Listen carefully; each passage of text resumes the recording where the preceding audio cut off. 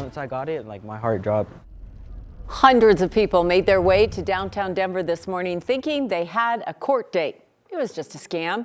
The text message made a ton of people think they were in trouble. That's the worst feeling. Thanks for joining us. I'm Kim Christensen. And I'm Phil Lipoff. These fake messages reached people all across Denver. It actually looks like a realistic court order, giving people a choice. Scan this QR code they see there and pay, or show up in court. 9 News consumer investigator Steve Stager is live outside the city and county building, where an awful lot of people chose that second option. Steve. Yeah, Phil, 1437 Bannock Street. That was the address on this image that was sent along with the text message. That is also the address of the Denver City and County building where traffic court is held. So it seems pretty realistic. They say that nearly 200 people showed up this morning. So many people, in fact, that they had to put these signs all around the building clearly saying this was a scam. And I had to be here today at 9. They came here thinking they were in trouble. I just wanted to come and double check, make sure if I had a ticket, wanted to come and pay it. Only to find out they weren't. It's very unfortunate for everyone who was scammed today. All these 200 or so people drove downtown Friday morning thinking they had court because they got this message on Thursday. It said that it was a final notice. It came in the form of an image. It said that I was due for court for 3 tickets, including a toll ticket. Some got it more than once. And when I received the second one, I thought, this really seems like a scam.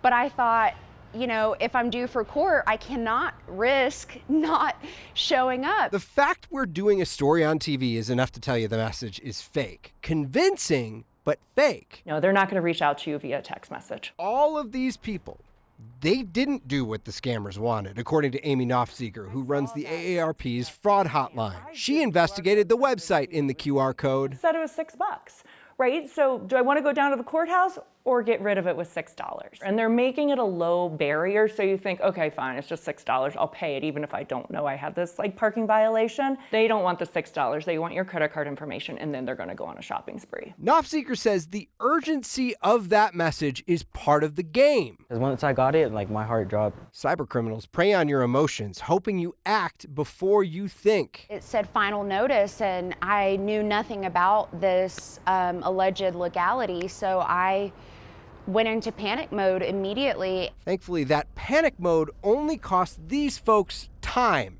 and maybe money for a meter. But it's also a great reminder to be extra suspicious of the next message that pings on your phone. Take a big pause. Read it thoroughly. Ask a friend about it. Nothing is so important that you have to make a decision right away. To give you an idea of how these things work, these folks end up sending a blanket of messages to any Denver-related area code, hoping that somebody won't think about it for a moment and might just pay that fine. And to give you an idea of how widespread this is, the trade organization that represents courts says that this has happened in at least 8 other states, situations just like this where people show up to court and think that they have to pay something. So, what happens if you didn't show up to court? What happens if you didn't ignore the message and you scan that QR code? Well, you want to call your credit card company or any company that you use to pay that fine immediately and let them know that you clicked the link and you gave the payment information. You also want to consider freezing your credit with all the credit bureaus just to make sure nothing funky happens. We're live in Denver. Steve Stager. Steve on your side, 9 News. What a hassle. And you got in the traffic, you got downtown, you paid for parking place. I mean, seriously.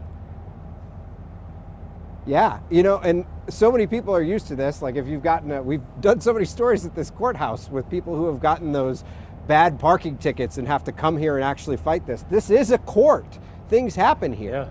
Yeah. But there were some mixed messages in that image. One said that it was the District Court of Colorado, which is not correct. The District Court of Colorado is the federal court, so they got a whole bunch of calls the other day. This said 1437 Bannock, which if you do your research, you're like, oh, that's the courthouse. It makes sense. So you can understand why these people showed up today. Steve, one final quick question. You mentioned freezing your credit. This is something I did years ago when someone stole my identity, and I have my credit frozen all the time. Would you suggest that that's a decent thing for people to do? So even if they do make a mistake here? It's a good standard best practice just for everyone. If you don't plan on making a big purchase anytime soon, where you know that you're going to need someone to do a credit check, it's just a good practice to be in, just to make sure that nothing's happening behind your back. Think about how much of our data is out there in the public, how much people know about us. It's just a good idea. All right. Steve, you always give us something important. That's why you're our consumer guy. Okay. That's why he's on our side. You're on our Steve, side. thanks. This side today. Okay, thanks.